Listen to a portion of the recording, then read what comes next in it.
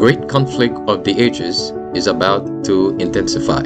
But remember the words of Jesus. In me ye might have peace. In the world you shall have tribulation. But be of good cheer. I have overcome the world. Would you like to know how to exercise courage and fight the good fight of faith? Listen to this devotional.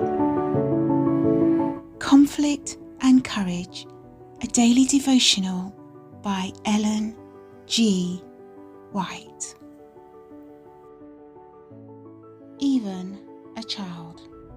And the Syrians had gone out by companies and had brought away captive out of the land of Israel a little maid, and she waited on Naaman's wife.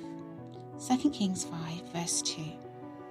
A slave, far from her home, this little maid was nevertheless one of God's witnesses, unconsciously fulfilling the purpose for which God had chosen Israel as his people.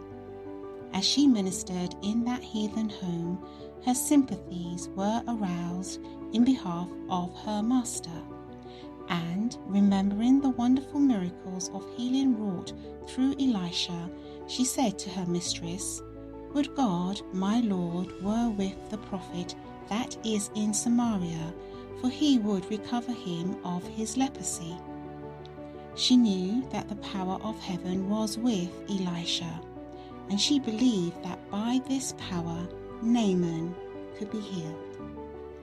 The conduct of the captive maid, the way that she bore herself in that heathen home, is a strong witness to the power of early home training.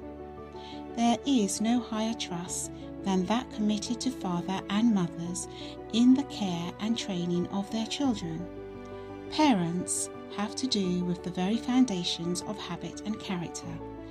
By their example and teaching, the future of their children is largely decided. Happy are the parents whose lives are a true reflection of the divine, so that the promises and commands of God awaken in the child gratitude and reverence. The parents who, by teaching the child to love and trust and obey them, are teaching him to love and trust and obey his Father in heaven. Parents who impart to the child such a gift have endowed him with a treasure more precious than the wealth of all the ages, a treasure as enduring as eternity. We know not in what line our children may be called to serve. They may spend their lives within the circle of the home.